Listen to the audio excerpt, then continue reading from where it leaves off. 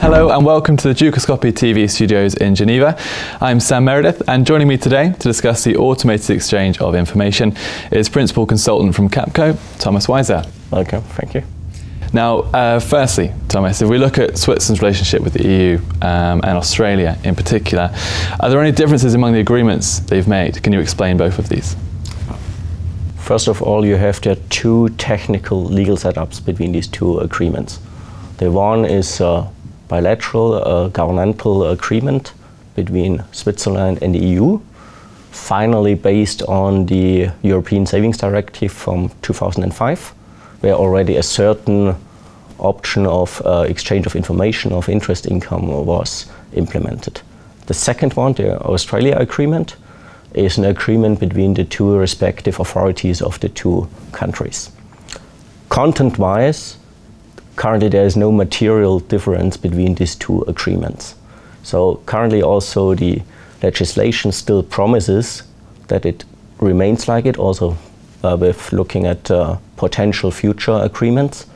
So it should stay the same, and hopefully then on the one side also replacing the European Savings Directive, as well as the final withholding tax agreements between Switzerland, Austria and UK, and therefore hopefully making then the life easier for the banks in future.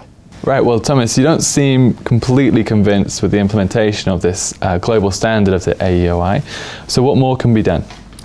Let's say, I hope it will become the one global standard, but on the one side it's global without the US, because the US will have no reason to change their FATCA agreements.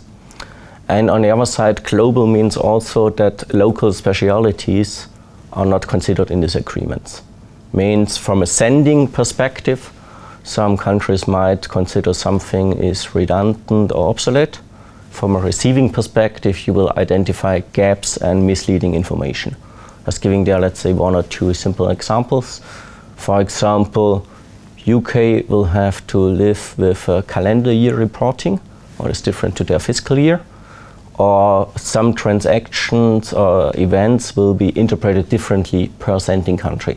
For example, a dividend of the Swiss blue chips in the last years, the so-called tax-free dividends, will be interpreted in one land as a dividend, the other will say it's our income, or even some countries will say it's a capital repayment and it will not appear at all.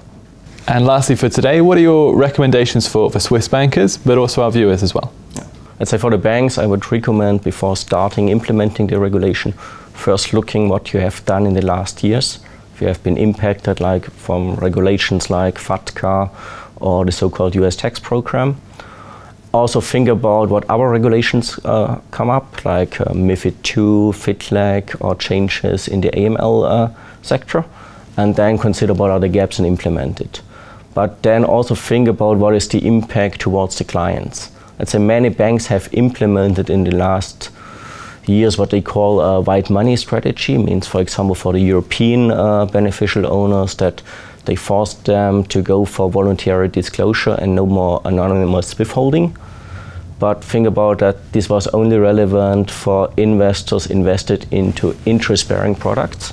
So it means suddenly more clients get into scope because they invested in our assets classes, but also think about that the scope of the accounts has a different interpretation.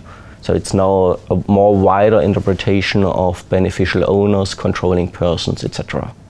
And they have to be prepared to understand what the bank is finally exchanging with their tax authorities, and also how it has to be interpreted from a receiving country perspective.